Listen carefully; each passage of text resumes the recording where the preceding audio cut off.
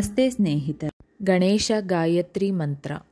ಓಂ ಏಕದಂತಾಯ ವಿದ್ಮಹೇ ವಕ್ರತುಂಡಾಯ ಧೀಮಹಿ ತನ್ನೋ ದಂತಿ ಪ್ರಚೋದಯಾತ್.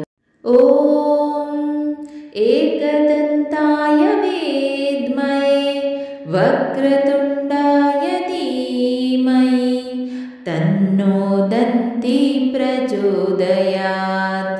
ಓಂ ಏಕದಂತಾಯ ವಿದ್ಮಹೇ ವಕ್ರತುಂಡಾಯ ಧೀಮಹಿ ತನ್ನೋ ದಂತಿ ಪ್ರಚೋದಯಾತ್. ಓಂ ಏಕದಂತಾಯ ವಿದ್ಮಹೇ ವಕ್ರತುಂಡಾಯ ಧೀಮಹಿ ತನ್ನೋ ದಂತಿ ಪ್ರಚೋದಯಾತ್. ಓಂ ಏಕದಂತಾಯ ವಿದ್ಮಹೇ ವಕ್ರತುಂಡಾಯ ಧೀಮಹಿ ತನ್ನೋ ದಂತಿ ಪ್ರಚೋದಯಾತ್.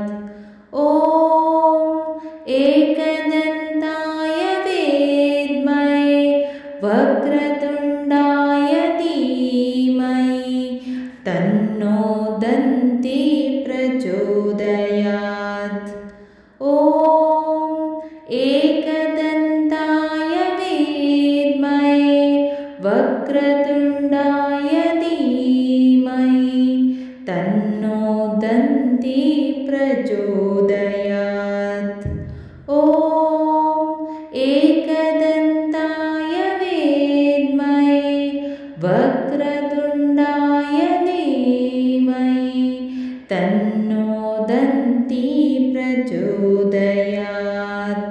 ಓಂ ಏಕದಂತಾಯ ವಿದ್ಮಹೇ ವಕ್ರತುಂಡಾಯ ಧೀಮಹಿ ತನ್ನೋ ದಂತಿ ಪ್ರಚೋದಯಾತ್. ಓಂ ಏಕದಂತಾಯ ವಿದ್ಮಹೇ ವಕ್ರತುಂಡಾಯ ಧೀಮಹಿ ತನ್ನೋ ದಂತಿ ಪ್ರಚೋದಯಾತ್. ಓಂ ಏಕದಂತಾಯ ವಿದ್ಮಹೇ ವಕ್ರತುಂಡಾಯ ಧೀಮಹಿ ತನ್ನೋ ದಂತಿ ಪ್ರಚೋದಯಾತ್. ಓಂ ಏಕದಂತಾಯ ವಿದ್ಮಹೇ ವಕ್ರತುಂಡಾಯ ಧೀಮಹಿ ತನ್ನೋ ದಂತಿ ಪ್ರಚೋದಯಾತ್. ಓಂ ಏಕದಂತಾಯ ವಿದ್ಮಹೇ ವಕ್ರತುಂಡಾಯ ಧೀಮಹಿ ತನ್ನೋ ದಂತಿ ಪ್ರಚೋದಯಾತ್. ಓಂ ಏಕದಂತಾಯ ವಿದ್ಮಹೇ ವಕ್ರತುಂಡಾಯ ಧೀಮಹಿ ತನ್ನೋ ದಂತಿ ಪ್ರಚೋದಯಾತ್. ಓಂ ಏಕದಂತಾಯ ವಿದ್ಮಹೇ ವಕ್ರತುಂಡಾಯ ಧೀಮಹಿ ತನ್ನೋ ದಂತಿ ಪ್ರಚೋದಯಾತ್. ಓಂ ಏಕದಂತಾಯ ವಿದ್ಮಹೇ ವಕ್ರತುಂಡಾಯ ಧೀಮಹಿ ತನ್ನೋ ದಂತಿ ಪ್ರಚೋದಯಾತ್. ಓಂ ಏಕದಂತಾಯ ವಿದ್ಮಹೇ ವಕ್ರತುಂಡಾಯ ಧೀಮಹಿ ತನ್ನೋ ದಂತಿ ಪ್ರಚೋದಯಾತ್.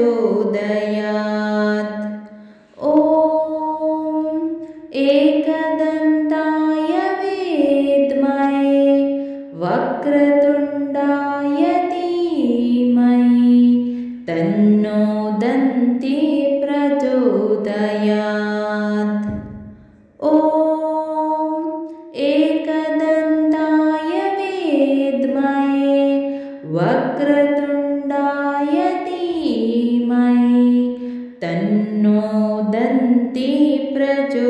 ॐ एकदन्ताय विद्महे वक्रतुण्डाय धीमहि तन्नो दन्ती प्रचोदयात्। ॐ एकदन्ताय विद्महे वक्रतुण्डाय धीमहि तन्नो दन्ती प्रचोदयात्।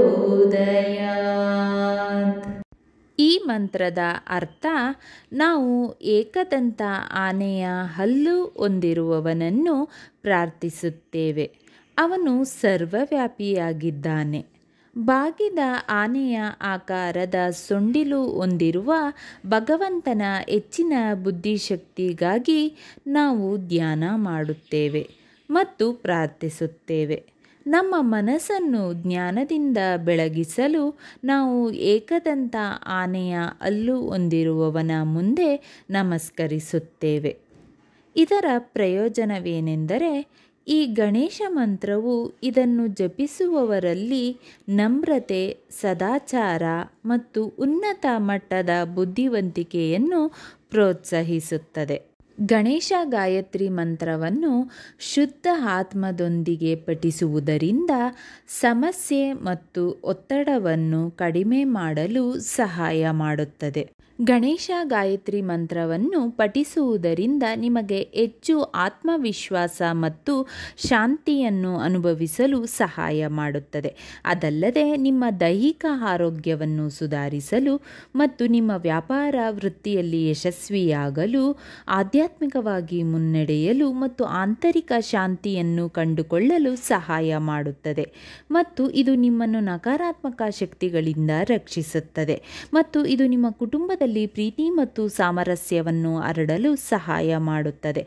ಅದಲ್ಲದೆ ಇದು ನೀವು ಪ್ರಯಾಣ ಮಾಡುವಾಗ ನಿಮ್ಮನ್ನು ಸುರಕ್ಷಿತವಾಗಿರಿಸಲು ಸಹಾಯ ಮಾಡುತ್ತದೆ. ಇದು ನಿಮ್ಮ ಕೆಲಸದ ಸ್ಥಳದಲ್ಲಿ ಹೆಚ್ಚು ಧನಾತ್ಮಕ ಮತ್ತು ಪ್ರಗತಿಯನ್ನು ಅನುಭವಿಸಲು ಸಹಾಯ ಮಾಡುತ್ತದೆ. ಇದು ವಿದ್ಯಾರ್ಥಿಗಳು ತಮ್ಮ ಪರೀಕ್ಷೆಯಲ್ಲಿ ಯಶಸ್ವಿಯಾಗಲು ಸಹಾಯ ಮಾಡುತ್ತದೆ. ಮಂತ್ರವನ್ನು ಯಾವಾಗ ಬಳಸಬೇಕು ಎಂದು ನೋಡೋಣ.